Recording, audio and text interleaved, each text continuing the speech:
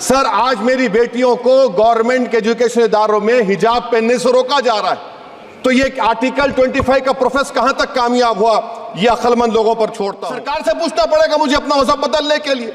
अगर अंबेडकर आज जिंदा होते तो बाबा साहब को भी कहते कि आप जाकर परमिशन लो, तब मजहब बदलना पड़ेगा आपको। ये हालात आज यहां पर इस्तेमाल मॉब लिंचिंग में हुआ।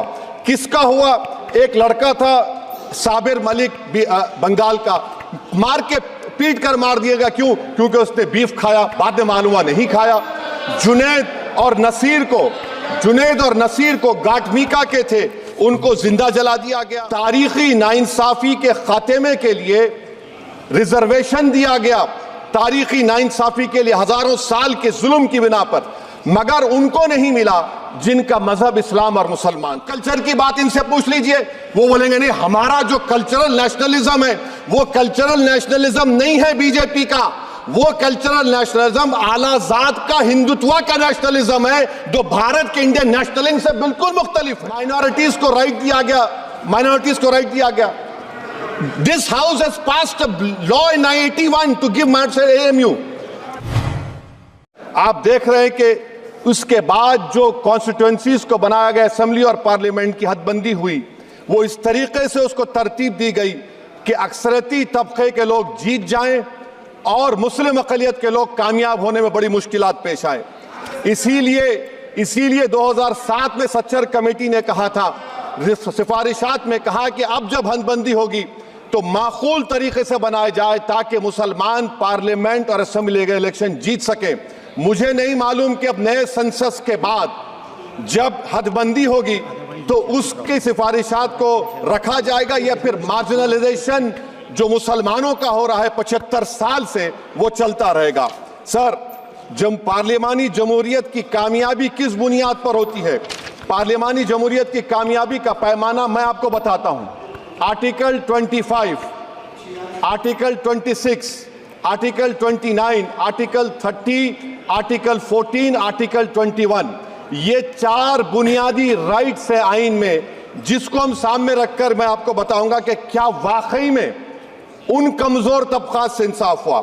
मिसाल के तौर पर आर्टिकल 15 और 16 सर, 1950 का प्रेसिडेंशियल ऑर्डर निकला, तारीखी नाइंसाफी के खात्मे के लिए रिजर्वेशन दिया गया, तारीखी नाइंसाफी के लिए हजारों साल के जुल्म की बिना पर, मगर उनको नहीं मिला जिनका मजहब इस्लाम और मुसलमान था, उनसे भी नाइंसाफी जुल्म हुआ।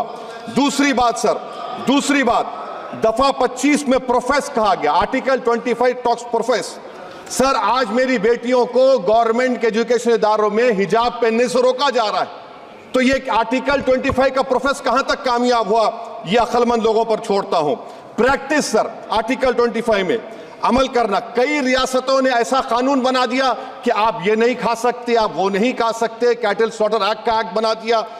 आप बताइए कि हरियाणा, राजस्थान में पुलिस की अख्तियारात गौरक्षक को दे दिए और उन अख्तियारात का बेजा इस्तेमाल मॉब लिंचिंग में हुआ। किसका हुआ? एक लड़का था साबिर मलिक बंगाल का, मार के पीट कर मार दिया गया। क्यों? क्योंकि उसने बीफ खाया, बाद में मालूम हुआ नहीं खाया। जुनैद और नसीर को गाटमीका के थे, उनको जिंदा जला दिया गया। सर, फिर प्रोपगेट, आप ये आर्टिकल 25 का 3rd सेक्शन प्रोपगेट। आज आप देख रहे हैं कि मुझसे पूछा जा रहा है कि 500 साल पहले तुम्हारी मस्जिद थी, नहीं थी। ख्वाजा अजमेरी की दरगाह कह रहे नहीं है।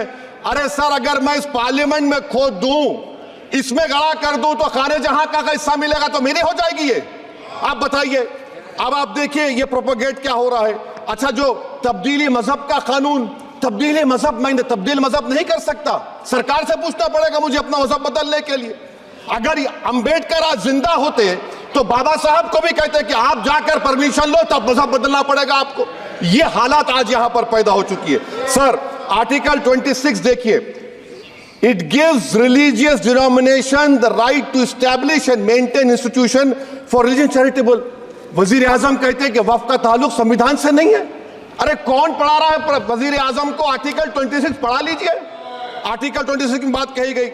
मकसद क्या है कि वक्फ की जायदादों को अक्सरती तबके के लिए छीन कर दे दिया जाए। आप अपनी ताकत की बुनियाद पर छीनना चाह रहे हैं। सर, दफा 29 पे आ जाइए, आर्टिकल 29। लैंग्वेज का, जबान का तहफ़्फ़ुज़ है, उर्दू को खत्म कर दिया गया। वो उर्दू जिसके हमारे मुजाहिदीन आज़ादी ने नारा दिया था, इनकलाब जिंदाबाद का, उस जबान को आप खत्म कर रहे हैं।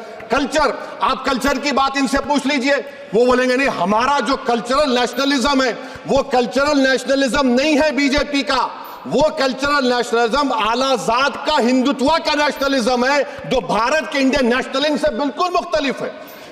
सर अब आप आ जाइए, सर आर्टिकल 30 पे आ जाइए, सर आर्टिकल 30 पे आ जाइए। सर आर्टिकल 30 में माइनॉरिटीज को राइट दिया गया, this house has passed a law in 1981 to give AMU. This government went to the Supreme Court and said no, we'll oppose minority status.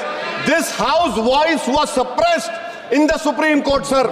That is why I say that the executive has argued contrary to the parliament. Sir, right to life तो उस वक्त भी था। मैं आपको मिसाल दे रहा हूं सर, दिसंबर 63 में 63 में कश्मीर में रसूलुल्लाह सल्लल्लाहु अलैहि वसल्लम के मुंह मुबारक की चोरी हुई तो पूरे देश में, sir only 2 minutes, sir, only 2. Please wind up. Only 2 minutes, sir. Please, sir, only 2. Time is gone. The Prime Minister has Sir, I'm concluding, sir. I'm concluding. Raja Sahab, I'm concluding. Please, He has to reply. Listen to me, sir. Sir, my Shikwa Hind Bayan. Please, one minute. I'll conclude, sir. 2 minutes. Now, in Article 20, after that in 63, 8 lakh Muslims were pushed into East Pakistan. What has changed? Please tell me. 2013 Muzaffarnagar, 50,000 were shifted.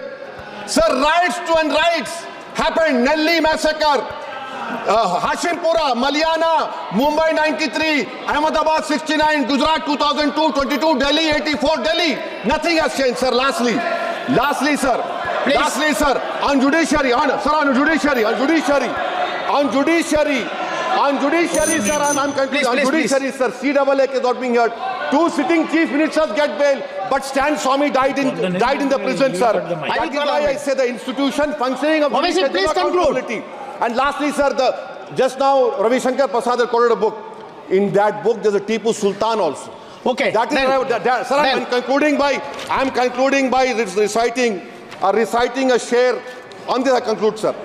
Nisar मैं तेरी गलियों के वतन के जहां चली है रस्म के कोई ना सर उठा के चले, जो कोई चाहने वाला तवाफ को निकले, नजर चुरा के चले, सर हम जिस्म व जान बचा के चले, बहुत है जुल्म दस्ते बहाना के लिए, सर हम जो चंद अहले जुनू तेरे नाम ले वाले इख्तिदार की कुर्सियों पर बैठने वाले जो लोग थे और है वो इंटेलेक्चुअली डिसऑनेस्ट है। संविधान सच्चा है। जय भीम आईन जिंदाबाद। Professor please. আপনারা দেখছেন আপনাদের প্রিয় চ্যানেল SSTV পাবলিক, সত্যের সাথে ন্যায়ের পথে। চ্যানেলটি সাবস্ক্রাইব করে যুক্ত হন আমাদের পরিবারে এবং পাশে থাকা বেল আইকনটি